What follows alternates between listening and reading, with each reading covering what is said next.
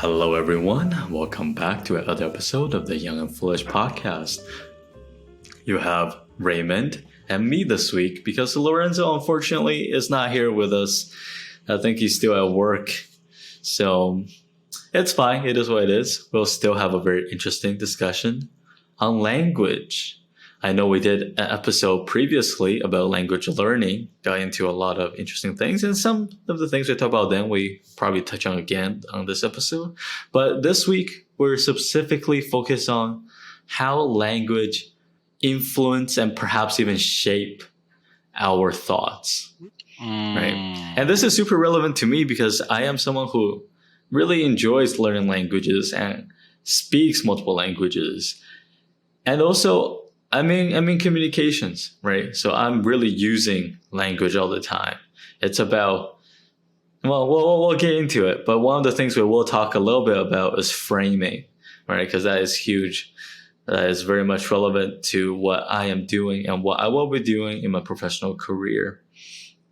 So anyways, when you hear this, what is your initial thought? Let's see.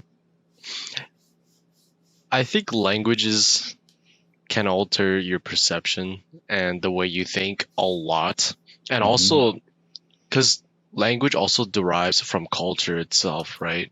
Right. So a lot of times, like it's almost like molded to a certain specific culture, a style of living.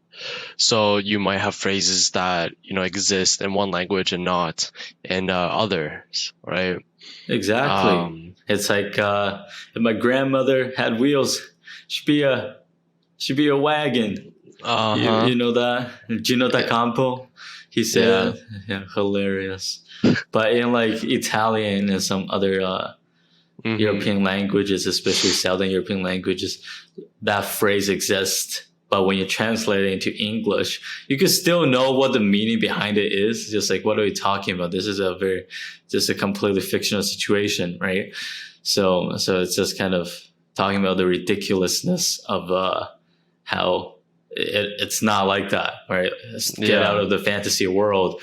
That's kind of like the point. It's obvious, but when you translate it into English, it's pretty funny.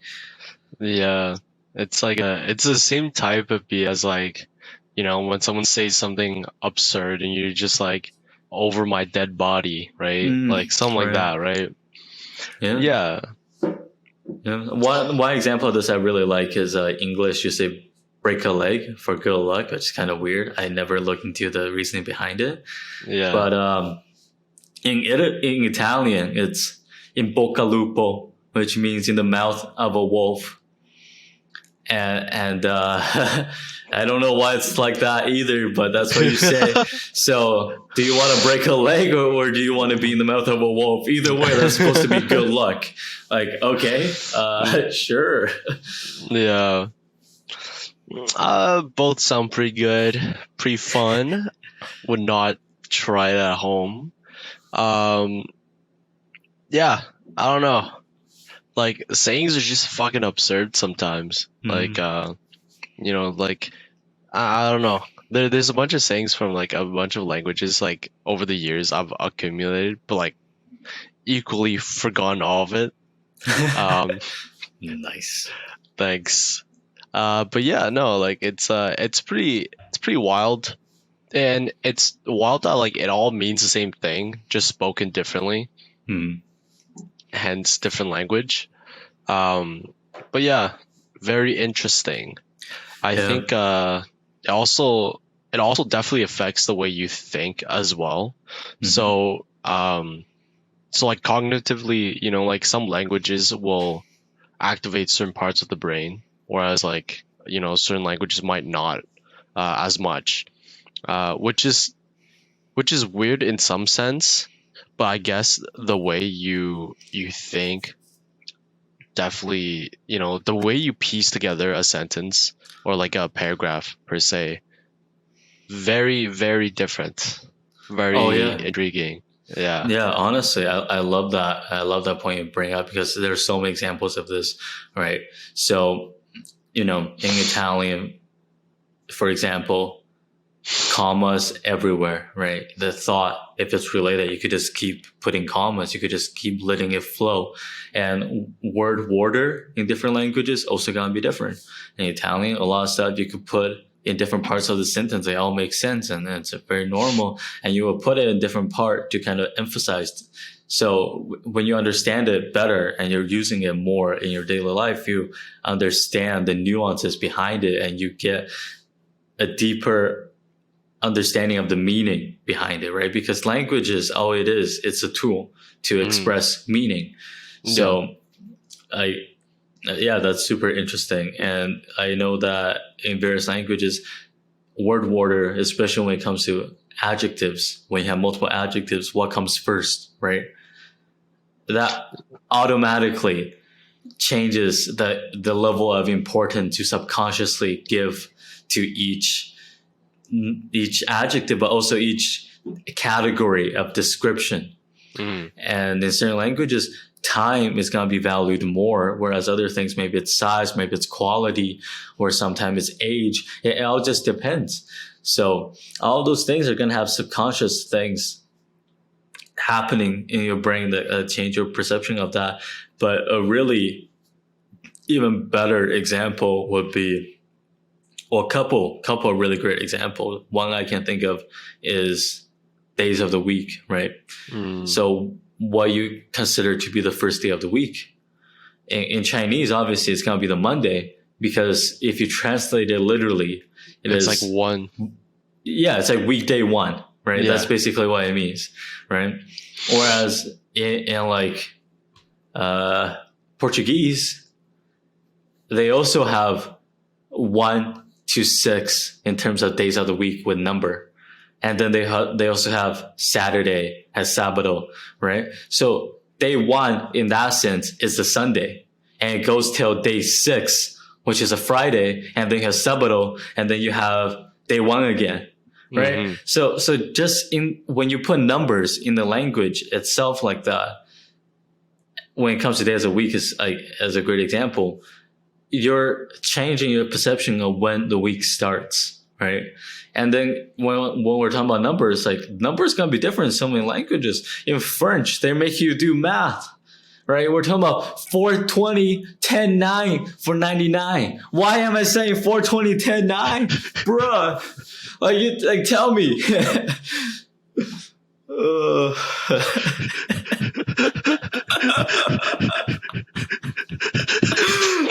Right?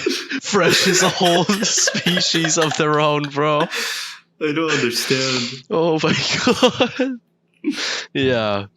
Gonna leave Fresh out of this. Honestly. Oh my gosh. They have too much fun. Yeah. They're wildin'. Man. Yeah. Man, like, yeah. Honestly, yeah. And like a lot of people, like, especially like, North America, like, because like everyone dreads Mondays, we start Monday, right? Whereas like other people, Monday is just another day, right? But like they learn to love Sundays as well, right? So like it's also like based on culture, Monday has a very negative meaning to it. Whereas like if Monday to like anyone else could just be another day, and like there's no like actual like, like they might not hate Monday as much as like, people here. That's for sure. But yeah, like even for like there's like specific phrases or like specific words for I guess like certain hobbies or certain culturally sound hobbies. So like a lot of people, a lot of Europeans, like coffee or like tea is like a big thing for them, and they have a lot more words or phrases that cater towards that Right. topic. Whereas like here, it's a little bit more morbid. There's not much to it. It's just coffee for us. Like It's just food in general, really. So many of those like sayings, those folk saying, those what do you call them? There's a word for it. I forget.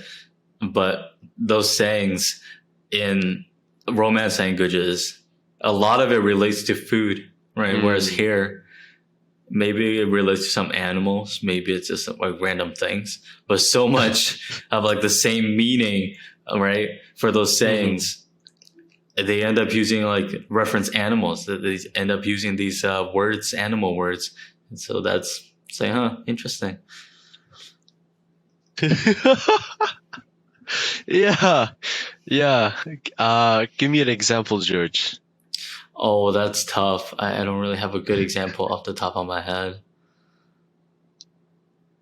Yeah, I don't have any. It's like a weird description. They call someone like something of like whatever, like Oh, vegetable, and that'll mean like they're an idiot or something like that, yeah. or they're lazy or something, right? Like all those things that exist. Like over here, like you have a couch potato, right? So it'll be stuff like that, Yeah. but a lot more referencing And- to like foods. Yeah. Like sometimes you have multiple sayings for one, like meaning too, right? Mhm. Just like I guess like different intensity to it. Yeah, like honestly, I don't know. I think they have more fun than English, to be honest. Right.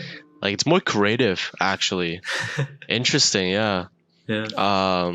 Whereas English is pretty boring, pretty standard. Yeah. Like each English word, it is what it is. is a weird language.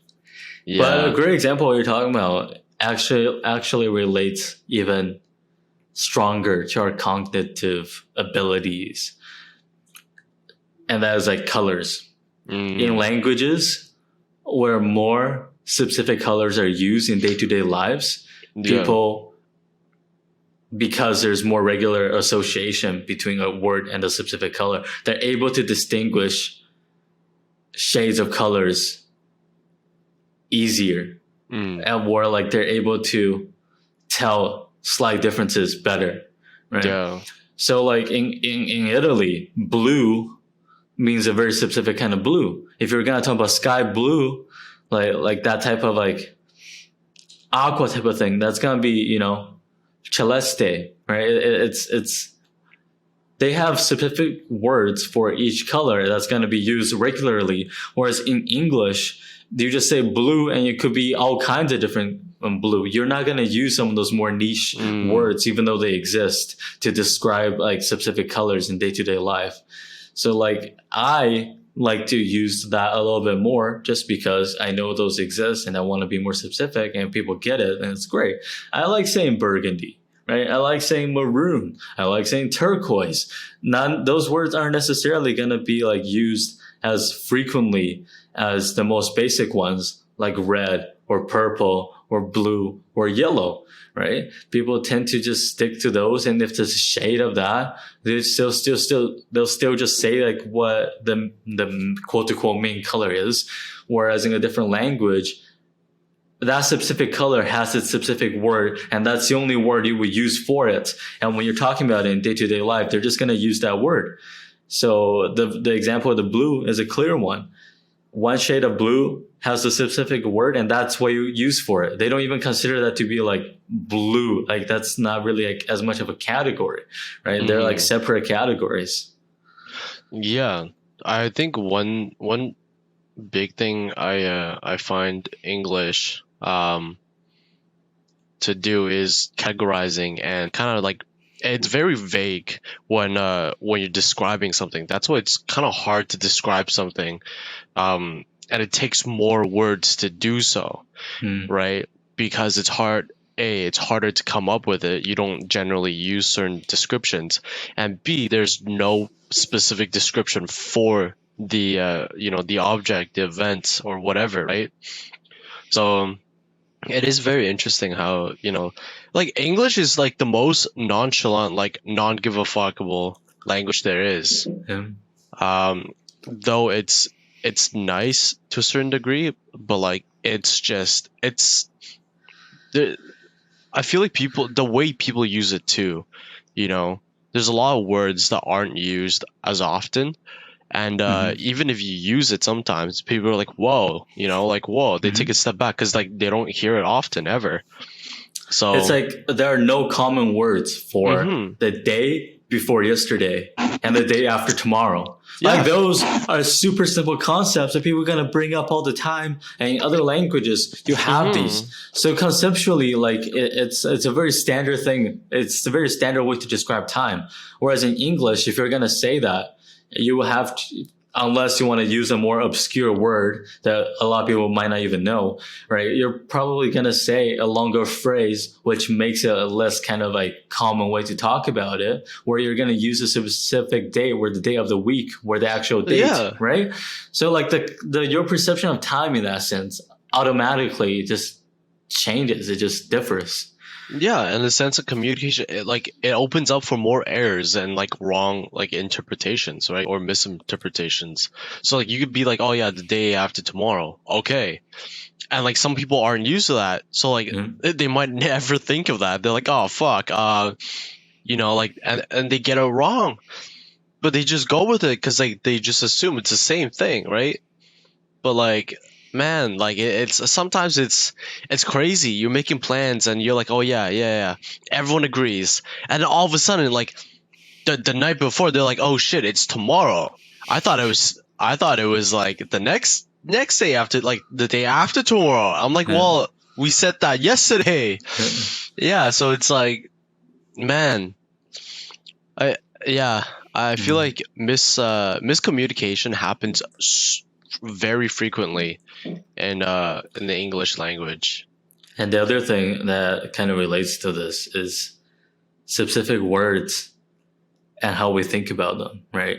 So in German, gloves are called Handschuhe, as in like hand shoes. Yeah. So, conceptually that changes things, right?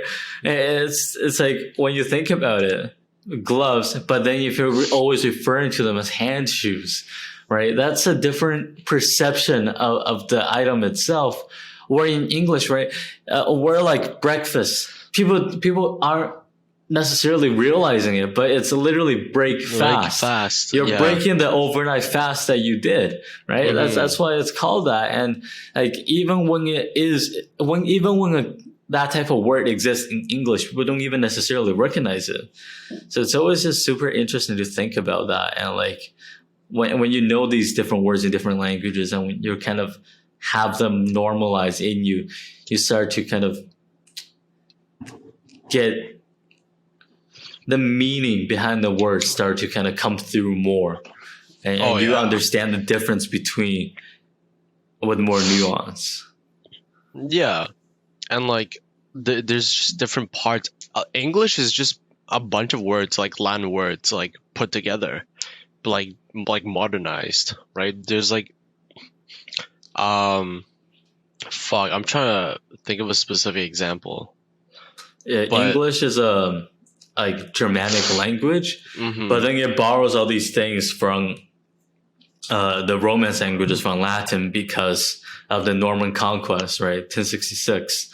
All the Normans from Normandy, from the north of France, took over England, and all the nobles, all the upper class people who were actually educated, they were speaking Norman French, which is obviously a Romance language. So all of those influences stay within the English language, and that's why the meats are related to like the French version, the Latin version, whereas the animals themselves has the Germanic root. Because the farmers who were uneducated, they stuck with the Germanic older English, English, I guess. Yeah, that time I guess would be Old English, which is very Germanic. Whereas the nobles, upper class people who were just eating the meat, they were using the Norman French, so they got all like Latinized and shit. So all of those stay together, and that's why you get this abomination of a language that doesn't even make sense. Like the pronunciation of all these words with similar spellings but are so different. Just like, come on, what are we doing? English doesn't make sense in so many ways, man. No, it does not, man. But yeah, I guess like that's one thing I noticed too. Like people from different I guess just regions of the world, when I'm talking to them, they'll describe things like to a T, right? Mm, And they'll go in more depth than like usual. Whereas like people born here, they tend to like give you the main thing, but like they won't like really go into details about it because they don't really care for the details. They'll just tell right. you. So like there's not that sense of description. So yeah, like so like that's what I mean. Like miscommunication happens a lot because you might understand, but you might not truly understand what someone's saying Mm, unless you question it. Like like a lot of the times, you're like, "What do you mean by that?" And then they go in depth, and you're like, "Oh, it's right. completely different than Yeah. what you were conveying, right?" So like it's yeah. I guess it also makes it so it's a habit too, right? So Mm. like you're continuously just like, being vague and no one goes into specifics anymore. I don't know, man. I don't know. The other thing that's related to that is the connotation of words. Mm, Right? So there's like the more literal meaning of a word, but there's also a connotation of word that's going to be different, even within the language, depending on the culture of the part, the region that you're from, right? So I'm sure there are great English examples, but the one that comes to me off the top of my head is in Italian, and that's the difference between forse and magari. Both of those means maybe, but forse is like a very standard, very neutral maybe, whereas magari has a connotation of hopefully, has a mm, connotation of if I am able to, I will, right? yeah, So it still means maybe because there's still uncertainty, but it kind of implies that there's this positivity within the connotation of okay, yeah, if I can, I will, right? It just yeah, I just don't know if I actually can. It yeah, has a connotation of you kind of hope that you're able to.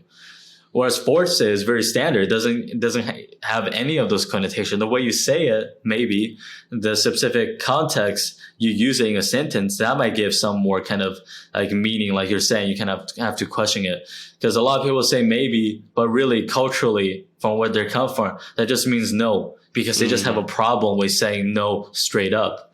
Some people yeah, have that problem anyways, but there are certain cultures where that is very prevalent, where it's hard for them to give you a straight no. It's something with like manners and stuff like that. yeah, yeah, yeah. That's true. I always find it hard to say no, just because it's like so like I've come to realize like I use a lot of words to kind of simulate no, but like in a Mm, different manner, right?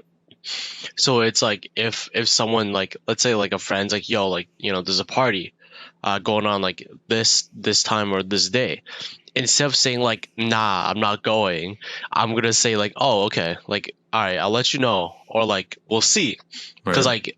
like hoping that like I because it's not like I'm not going for sure, but it's I have things to do, but um maybe like something changes or like plans change all the time. So like maybe I'll be there, maybe I won't, right? But leaning more towards the negative side or like the no side. And also like people here also has like no has a very negative connotation to it. Whereas a lot of places like no just means no, like it doesn't really matter, right? Whereas here it's like oh you like like you try your best not to say no, because you feel bad and stuff, but like it's fine to say it. Right. Some But places yeah, like it's very blunt, right? Like yeah, over here, there's a very kind of political correct culture. There's a lot of like sensitivity that people yeah, are always kind of used to and try to use within themselves, and that's especially true with the younger generations, plural. And some older people are still adjusting to that, and you notice them being more blunt than younger people, right? And there are benefits to both. It just kind of depends, right? mm, I'm always personally on the boat of both sides. One, mm, you could be very straightforward with your answer, but do it in a polite and kind way, right? Do it with care in that sense. You don't have to yeah, be kind of like so like you're saying, you don't like. I'm not a big fan of leaving it uncertain. I like it to be pretty certain, just yes or no, or like I'll let you know by this time, and then I'll give you a very certain answer, right? But at the same time, I would, do it with care and make sure that's not, it's not something that will have a high likelihood of kind of, hurting someone or anything like that. But then I also support the other side where you just have a thick skin and not let stuff like that get to you, right? And for me, it's both. For me, I believe in both, right? Because those in yourself are things I feel like you can control, right? Yeah. Because you can't control the other person and make them say stuff in a specific way, right? Culturally, you could put a certain kind of pressure to do that and kind of shape it a certain way. And that is, being done. And nowadays, the other side where like culturally, there really isn't much of a push for people to, not be bothered by words as much here. Yeah. Right? But like, that's I'm saying, like, you can't yourself really just force someone to say something a certain way, and you can't force someone to not feel a certain way about something, right? You can't tell people how to feel, and you can't really tell people what to say. And that's pretty clear. But you yourself, especially with time, can be very careful with how you use your language. And at the same time, you could develop a inner peace and acceptance of the situation where you're not bothered by all of these other things. And some people call that thick skin, quote unquote, but really, I think it is inner peace. I think that's why it is. I think that's a better way to describe it.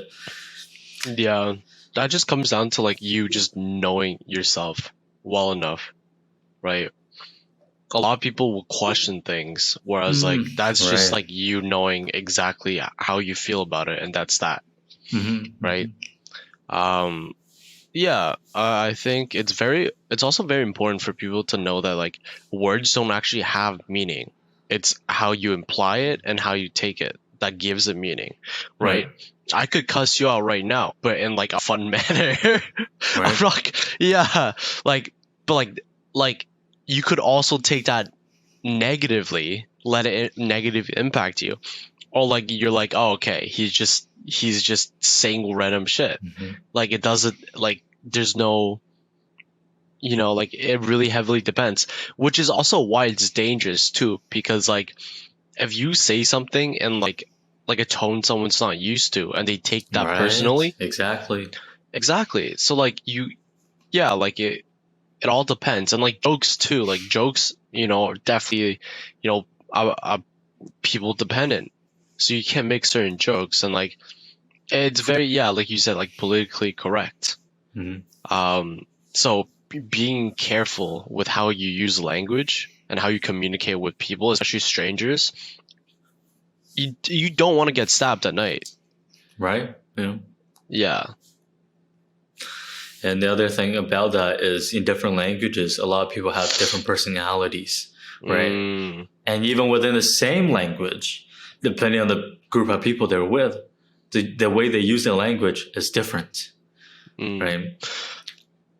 Yeah. And there are people who talk about like how their accent change, right? Like either like people change their accent. There are many different accents in English, and depending on which group of people someone is with, that is a common thing that happens. Some people might have a problem with it. Other people really appreciate that. That also depends.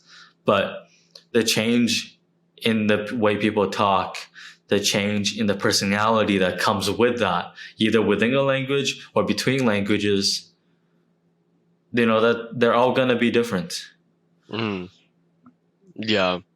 And that's like so much tied into the whole point of this, the main topic of this conversation, and that is how language shapes or influences the way you're thinking. because your personality, right? The way you kind of Oh feeling yeah. and acting, like that's huge. That's a huge part of how you're thinking, and just a change in the way language is being used is affecting that drastically. That's crazy. Yeah. Like for example, like if you take Latin American countries, right? And like majority of people are gonna be pretty like upbeat and like ready, like it's just like a cultural difference too. And Hmm. like they have more, like their language allows them to be more suitable and like I guess like different situations, whereas like here, like it's not like, so like partying for example is a big thing, right, compared to Hmm. here. And like it's more in depth over there too, especially with music and like the way they live day to day with music, Right. right? Whereas like here, it's like, yeah, you have music, but like usually, like you mentioned this like a while back, but like you don't have music on the streets, where it's like, you do, but usually it's made for money. Whereas like there, Right. like there's like music for enjoyment for like other people, for like a Yeah. community, more community based, right? So like you have that as well. And yeah, like just like how language can impact and culture can impact how you see on Monday. A lot of people here on Mondays, they're going to be a lot more grumpier, right? In comparison to other days. Why? It's just another day. Just because it's Monday doesn't mean you just automatically become grumpy, right? It's how you see it and how you perceive it. Yeah, and a huge part of that is also just the way workday is, right? A lot of Mm, people's like work week start on Monday, right? So in that sense, that is kind of universal, at least more universal. yeah. But it does feel like there are some language aspects to it as well that kind of influences how people feel about that. That I feel like there's kind of a stronger cultural influence on that than just the language part, whereas some of the other examples it's more language dominant in terms of how it's influenced. Yeah, that's like a light example. Like I would say, like examples when it comes to, I guess, like, fuck. Yeah, like when it comes to, let's say, like dancing, for example, right? Whether you can dance or not, like, culturally speaking, when it comes to like here, Americans, not a lot of people can dance, right? Whereas like you go to like other cultures, dancing is a big part, and it Hmm. relates to music. It all kind of like relates. I feel like here it's just complicated because it's such a big mix um of people and cultures. Like sometimes like it kind of clashes, and you get that, you kind of see that sometimes. But yeah. Anyways, back on track. Language, yeah, it definitely affects your characteristic and like who you are as a person, right? One thing I want to bring up when it comes to this topic is pronouns, right? Because in English, one thing I just straight up don't like about English is the way pronouns are used and how pronouns have to be used with the way the language is. In other Mm, languages, you're not using so much pronouns. A lot of those languages, you could drop the pronoun because the agreement on the verbs and stuff like that already implies it. You already know it. yeah. You're not so much using the pronouns like that, right? And the similar thing with like genders of like everything. So I feel like a part of the reason why like people are so obsessed with genders nowadays is the fact that it's just such a specific thing with the language. So when you're speaking a language where everything just has a gender and there's no good reason for it to be one gender or the other, and it doesn't really mean much either, then when you're talking about gender in that sense, doesn't feel like as big of a deal, right? So that's like when I'm talking about this. This is coming from a perspective of I think what makes up a person's identity in the most profound way is their values and desires. And the way I kind of get a sense of that is through looking at how their typical day looks like and how their typical day will ideally look like to them. It'll be looking at stuff like their motivations and their fears, right? It'll be looking at a lot of stuff like that. Whereas if you just tell me your gender or your pronouns based on the gender, I will have no idea. I have no sense of who you are as a person, right? It just gives me so little information. So I personally just come from a perspective where gender isn't a big part of someone's identity. Obviously, like it is a part of people's identity. And if it's a part that makes them feel alienated, right, especially in today's society, having like these things will help, right? And I support that and I have no problem with using that. But the whole idea of needing to use pronouns, I feel like, is one of the things that kind of setting it up to be this way. There are languages where they're just a pronoun for third person singular. There's no implied gender, just straight up. It's just third person singular, right? When that is used the entire time, like why can't we just do that? Or why can't we just have like a agreement on verbs that implies third person singular, so we don't even have to use the pronouns at all, right? And that's just relating to like gender and like those type of pronouns. But really, one of the biggest problem I have with English in terms of pronouns is the use of I.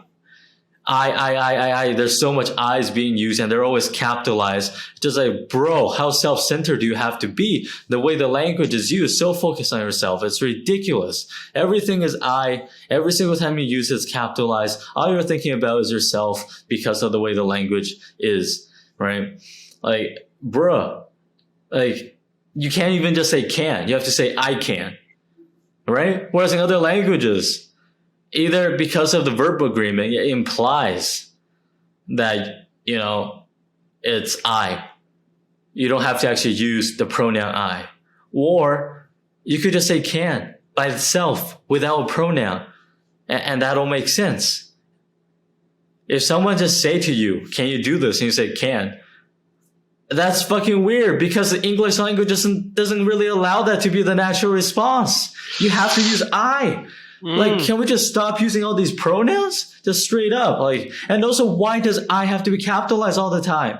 Like, how important do you think you are? Unbelievable English. Unbelievable. Go off, king or queen.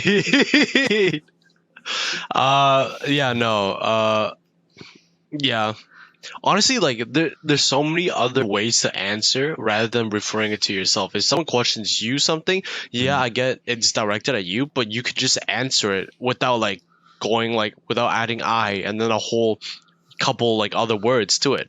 Like with your example, it's like yeah.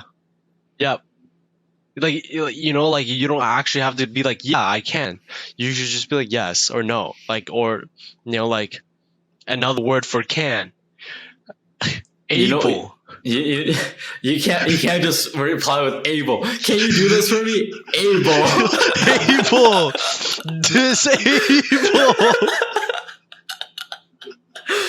But that actually relates to something I was thinking about.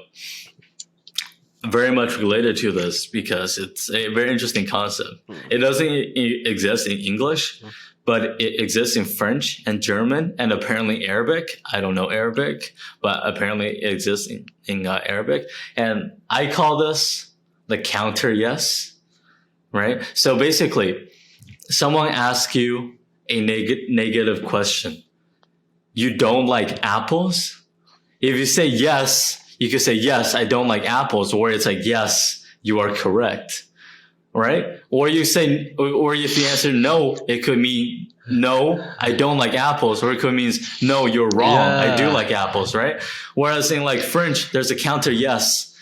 So you say si instead of oui or no, right? And that would mean yes to the negative question. So it's clear, and you could just give a one-word answer, and it's clear. You don't have to say a full sentence for it to be clear. You could give a one-word answer of yes to this negative question, but it's a different yes. because it's not yes, it's not we, right? It's si, right? So when you use it like that, like conceptually, like isn't that so beautiful? Isn't that such a beautiful concept that exists? And English, why don't we have something like that? Why do we have to say the full sentence for us to be clear? Like it's overcomplicating things by just how vague it is. Yeah. Like yes could mean no to a question, no could mean yes to a question, because like the word by itself isn't enough. Like, come on. Yeah, like there's so many questions like where people can ask and you're like, yeah, and they're like, okay, but like yes as in yeah, or like yes as in no. It's like yes as in yes. Yeah. But then even if you say no, it's like no. Like no as you like, yeah, like no as in you agree or no as in you disagree. Yeah, and then people start saying, yeah, no, or like, no, yeah. Which are very common responses. I'm pretty sure you say, yeah, no, even in this episode. Yeah. Yeah. Because, like, yeah, it's weird. Because, like, I'll say, like, if someone says something, like, negative, but then, like, I agree with it, it's like, no. It's like, no, yeah. Yeah, it's like no, as in like I agree, but then like yeah, no is, or is it the opposite? Yeah, no, as in yeah, I disagree, and then oh, as in like no, yeah. Okay, I don't know. Yeah, it's just so weird, man. Like Yeah, the way like the way you have to use a language to actually communicate how you're thinking is wild. And the fact that there's just so many different ways that it could happen with different languages, it just shows how there's just a different thought process happening, right? You could give a one-word answer and be clear in this other language. That's a possibility. So all you're thinking is just communicating that. Whereas in English, you have to think and figure out, oh, I have to be clear. So I have to say the full sentence of what I mean. You have to say, I agree with you, or you have to say, you have to be, I like apples, or I don't like apples, or whatever. You have to just be fuller in a response and more specific, because one word of yes or no isn't enough. It's just super interesting. No, I'm just thinking about like, you know, questions like that. You just say apples, no apples. Wait. Yeah, no, that makes more sense than yes and no, because it's clear. You don't like apples. Apples. What does that mean? What do you mean by it's more clear? It's not more clear. If you just answered apples, that would be so confusing. What do you mean? If you answer no apples, I understand what you mean. I would assume you mean you don't like apples. But if I ask you, you don't like apples, and you responded with apples, what am I supposed to think?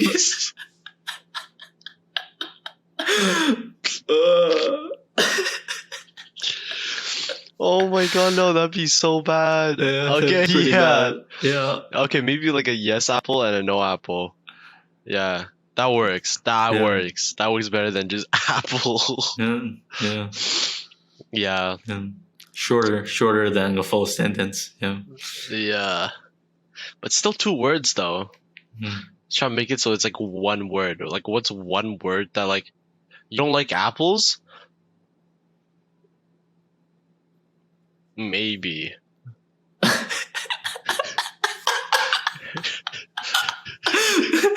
Yeah, that's a one-word answer. Yeah. They still don't know. They still don't know the actual answer. Yeah, bro, you gotta keep them on their toes.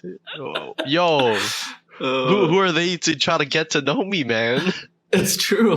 Yeah. It's just like, hey, what's your name? What do you like to know? Name? You hit him back with a question? Oh my god. Yeah. Yeah. Pretty good. But yeah. Man, language isn't that fun. It is pretty fun. So interesting to think about. Yeah, I want to learn, but like it just like being like English dominant. I was gonna say English dominated. Uh, yeah, being like English dominant, it's kind of hard to put yourself like, to like make sense of it because like if you think in English and you try to like translate, it's like I'm more English, like I think in English rather than like Canto. Mm-hmm. So like like I translate from English to Canto, but then like I do all like the switching and stuff. Mm-hmm. So it makes sense in Canto. But like it's kind of weird how like, because like I guess if you're like completely fluent in both languages, you could think in both languages be fine. Like I could think in Canto, but then like it's weird that I'm thinking like Canto because I'm not used to it. Like the parts of my brain aren't really used to it. Mm-hmm. So I'm yeah. used to thinking other languages. I'm just dumb. I'm just more dumb in other languages because I'm more limited in my thoughts. You know what I mean? Like I know the language well enough to think in it without thinking in like English. But Yeah. because I don't actually know the language as well, I am more limited in what In I'm your able thoughts, to actually think. Yeah. So it's wild when I do that. That's true. Yeah. Yeah. I guess like, bro, like I guess if you had like a transcript, just one day, just write down all your thoughts Hmm. and then just be like, oh, here's some things that like I cannot think in other languages. That'd be And interesting. like the other thing is when I'm actually just switching between languages frequently, one thing I notice very clearly, and you don't necessarily need to do this to realize this or have this happen to you, but when I do that, it happens to me very clearly and more often, and that is I think in meaning and then put it into a language as an output, right? And you could get this without thinking other languages. For example, you want to say something, you know the meaning, but you can't find a word for it. That's exactly what's happening, just to a lesser scale, right? Because it's just one word or a couple words. Whereas when I'm switching between languages regularly and have this happen to me, it's entire thoughts that are just in meaning. And then have to put it into a language with words. Yeah. Right? So like it's more drastic. But even when you're speaking one language and you can't find a word for something you want to say, but you know exactly what you mean, that's like how you recognize that. Oh man, I actually just think in meaning, really. That's true. Like, yeah. And that's very true. Cause like trying to express a certain like thing in another language, like all the times it's like you're not doing it like completely right, like or the way that you want, but you know what you want, and it's annoying. It's kind of frustrating sometimes. Even the regular thoughts, like if regular thoughts are like, okay, like yeah, sometimes like sometimes it takes time to like think of like what I actually like want to say or like think. If that's hard, like, and then you're switching to a different language, like, yeah, no, I get that. It's like the example of some guy who's learning English and he's looking for the lid of a pan and he's asking, oh, where is its hat? Because if the person forgot like the English word for like the cap, right? So, but like, you know what they mean. And just like, oh yeah. But just like, man, I would never think of that, right? No. But like when you're in those type of situations, you would, right? Like the way you have to be thinking to get there, just like it makes sense when you think about it, and it does happen naturally. But when you actually know a language well enough, that type of situation doesn't really happen. Now I'm just picturing like a German person just yelling, "Where are my shoes?" with their shoes on. They're like, "Where are my shoes?" It's cold outside. Do you have hand shoes? Do you have hand shoes? You have extra pair of shoes? Oh my god. Fuck. Yeah. Pretty good. Pretty good, honestly. Mm. No, there are so many examples where language is influencing or even straight up shaping how you're thinking. And that relates not just to like, well, it relates to like personality, it relates to how you categorize things, it relates to level of importance you address to things, it relates to the way you describe things. That's something we mentioned a lot. Yeah. And just overall perception of so many little things are just going to be so different because of the language that you're from, that you are thinking in and you understand. And it's just super weird. I don't really have any other thoughts on this, at least as of right now. So if you have anything else, no? Okay. We could go into highlights. Whoa. No as in yes or no as in no? No more thoughts. No more thoughts? Thoughts. No, I'm good. All right. What has been your highlight? What was a highlight that happened to you in the last little bit? Making money, being busy. But highlight would be just getting things in order. He said. No, yeah. Just getting things in order. Yeah. Getting things in order, so like things with the car and everything, and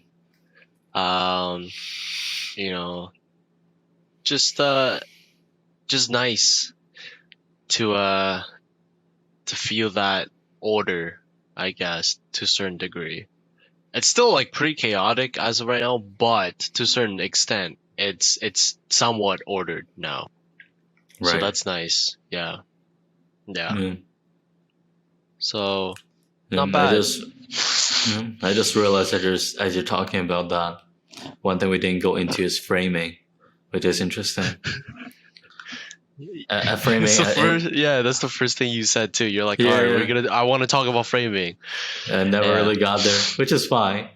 Save it for another episode. Yeah, it in itself is an episode, but it's also kind of good we don't talk about it because that's the secrets of the trade. Oh, is it no? Is it no? Maybe it's also open information you can find online or in other sources.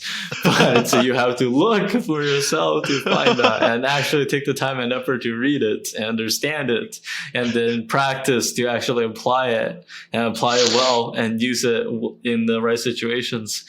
So, yeah. Interesting. Yeah. Oh, you hear that, guys? George with his secret communication skills and little trades, you could buy his book, you could learn it all. Yeah. Anyways, to finish episode off with my highlights, I will have to say that the highlight recently would be, that's tough. I can't bring up the same one I mentioned to Lorenzo. So I would have to say a different one. And what a different one would be. Whoa, it's a different week. What are you talking about? Oh, it's a different week? Wow. Okay, it's a different week. It's a different week. Yeah. Okay. Yeah. It's still very much related to that. I would say to the one I mentioned, just with some of the. I don't know if I want to. It is definitely creative. It's also school adjacent at least, but it's also kind of professional, career adjacent. But just some of those communication pieces I'm making, I'm putting out, and have this flyer that's gonna be out. After it's being approved by a whole bunch of other people for this new graduate program that's coming to Faculty of Engineering this fall. So yeah, that's a pretty good one. Yeah, that's sick. Damn. Yes, sir. Yeah, media marketing comms. Yeah. Yeah, I guess that's it from us this week. It was a super interesting discussion, a lot of funny moments as well. So I hope you enjoyed listening to that. And we'll be back next week. Next week. See ya.